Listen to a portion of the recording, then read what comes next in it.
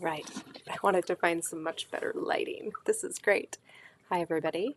I got some amazing feedback on my last video. Thank you for that. Really boosts my confidence to make more of these. I actually I have a really good mask inside my body right now. I feel like my heart's going to beat out of my chest.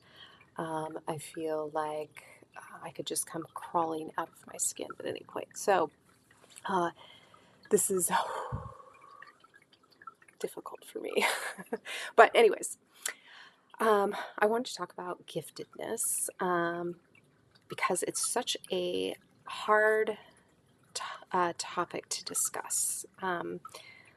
There's just so much misconception about what giftedness is, like what it means for somebody who with the lived experience of giftedness. And I think that I'm going to write an article that this will be attached to. I'm kind of just fleshing out my thoughts with you guys to kind of figure out how I want to navigate this article.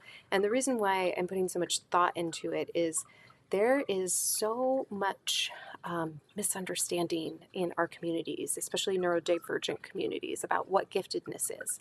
And I want to debunk, some of the negativity around giftedness.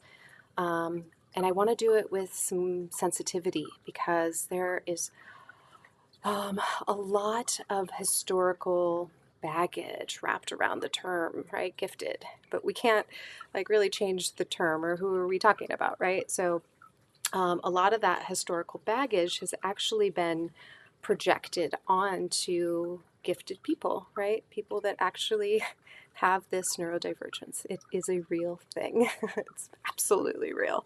And I can say that because I'm a gifted human and I'm real, right? And my existence is valuable. And I think it's important for us to understand giftedness from the lived experience perspective of gifted humans. And I want to do that in a way that's just really thoughtful and intelligent. And that's going to take a lot of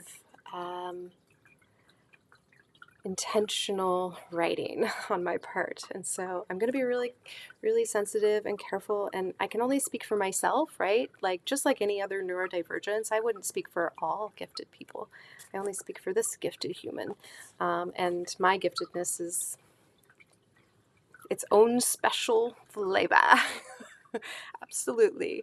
And so I think I'm going to go into, some details about that too, like how to discover if you're gifted. Like you might be gifted, that might be a thing. And really debunk some of the stuff around, mainly around this internalized supremacy that people um, uh, around giftedness and what that means. I think we're starting to understand that there are some unique traits in the neurodivergent spectrum that kind of go, we have traits, you kind of have a baseline, right? And some of our traits, like perceptual traits, can be way up here, really heightened perception, super heightened perception. And some of our traits, like if you're like me and you're gifted and you're autistic, you have this just really this sensory experience that's super unique, really unique.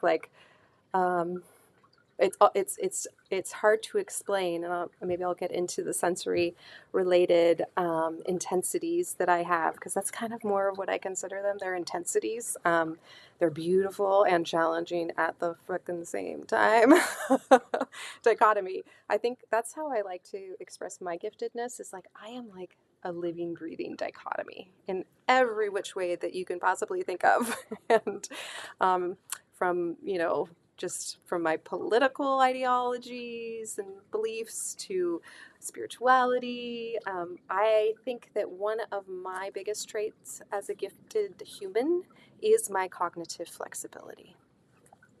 It's flexible.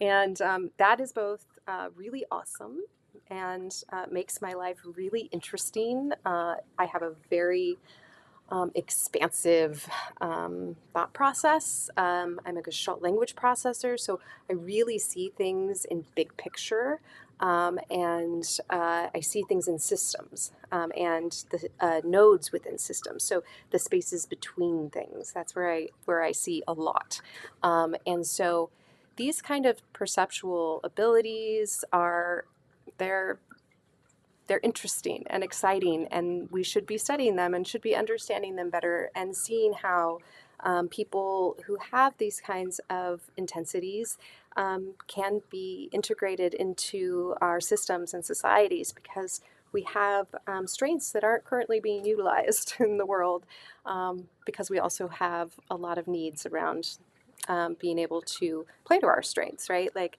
in order to thrive and be able to be our best selves, there's needs, right? Accommodations that come with that, just like any other neurodivergence. So, anyways, this is 6 minutes long.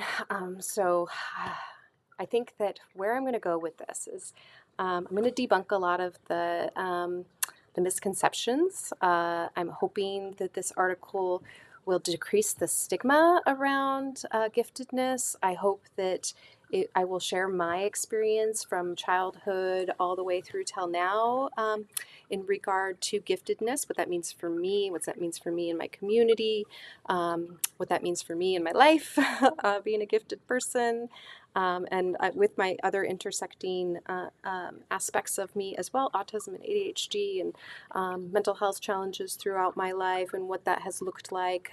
So that'll be what you can look forward to reading next. I don't know what I'm doing here. Like I just go off the cuff. Sorry, my cat is trying to eat my computer. Um, anyways, I hope you enjoy the article. Until next time.